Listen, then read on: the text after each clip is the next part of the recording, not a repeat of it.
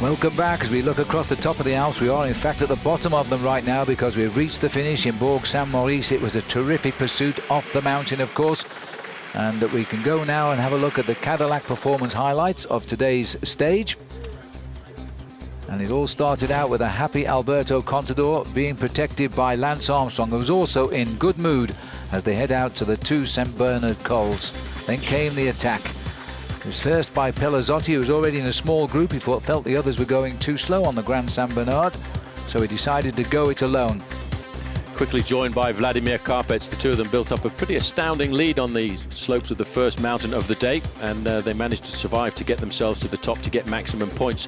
When they reached the top, it was Pelazzotti in second place here, but he knew what he needed to do on the slopes of this climb. He was on a campaign this afternoon. He was looking to get himself as many points as possible on this big mountain stage to try and consolidate his lead in the overall classification for the King of the Mountains, and there he got it. Taking the maximum points, 20 ahead of Vladimir Karpets. The peloton a little bit behind, but they all came over. Lance Armstrong's group right on the front here. That was the climb they wanted. They were afraid of this climb, and they'd made it virtually a neutralized ascent for all of the contenders. Then it was the dizzy descent on Italian roads now as we dive down into the Aosta Valley.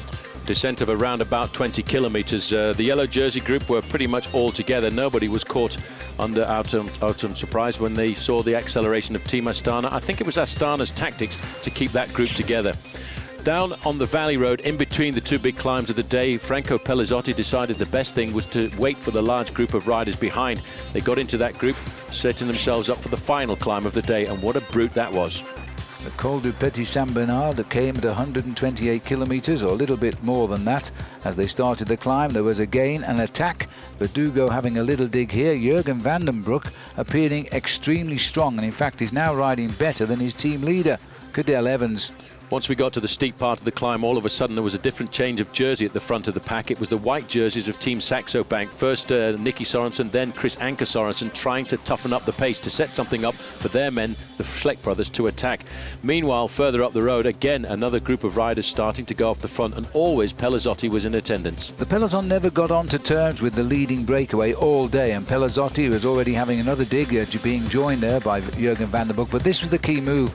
All of the work by Saxo teammates has put Andy Schleck in the front now, and a very small select group was left behind.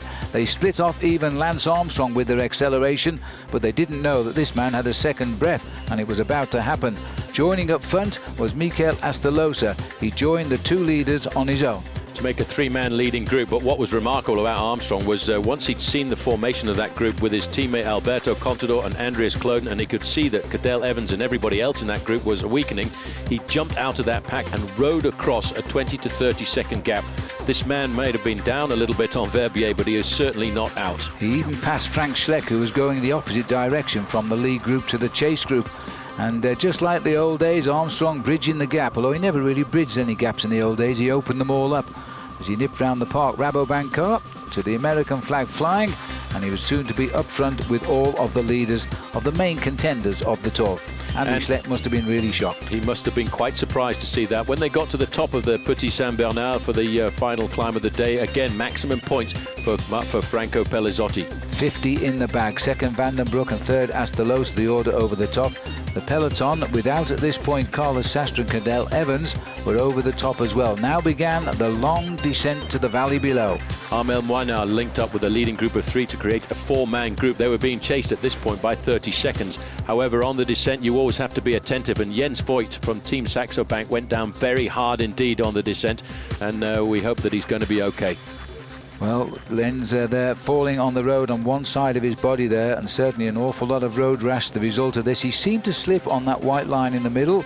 I didn't see a hole on the road, but down he went. A very ugly crash indeed, and we will find out more about that when the doctors come into the finishing line.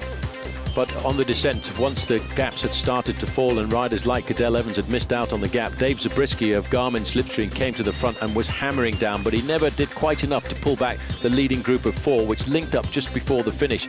And in fact, at about 2 kilometers to go, a man who's never won a bike race on the road in his career jumped out of the pack, Mikel Astolosa of Euskaltel Euskadi. He hit them at exactly the right moment. There was no reaction. They were more concerned with the boys behind catching up. He was free to fly into Bourg Saint-Maurice to a huge crowd here.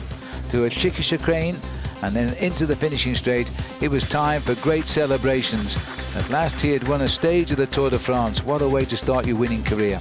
Absolutely, a great way for him to win, and I think the emotion is quite evident. In the sprint for the line, you've got to be quite sad for the man on the left-hand side, Sandy Cassar, because when he crossed the ribbon there, Phil, he was finishing second on a stage of the Tour de France for the 6th time in his career. Yeah, that's hard to swallow. Christophe Moreau getting the better there of the yellow jersey, Alberto Contador. This was the group containing Armstrong as well, but not Cadel Evans. He was the day's big loser. All joy for this team, and this is a team that always throughout the history of participations at the Tour de France has been in the mountains. They've always wanted to ride well. That is their terrain. I suppose you would say that is their playground. Euskaltel Euskadi, the team which you would have to give to the title, Phil, of Kings of the Mountains. So that's our Cadillac Performance highlights of a full day of coverage here on Versus. Now let's have a look at the situation on the stage result. Mikel Astolosa, first time his name's been on top of the board like that, ahead of Sandy Cassar. 6 seconds he escaped by. Fedrigo third, having won in Tarbes. Nicholas Roach fourth, having been second in Besançon. Jurgen van den Broek fifth, and he rode really well, all given the same chase time at 6 seconds. Moignard also at 6. Pelazzotti tailed off a little bit to 11. Goubert at 11. Moreau brought the peloton home, and the 59 seconds, the final gap, when at the top of the mountain, I think it was almost 2 minutes. Yes, and looking a little bit further down, Vincenzo Nibali 11th, Lance Armstrong 12th, Bradley Wiggins 13th, Andreas Kloden 14th.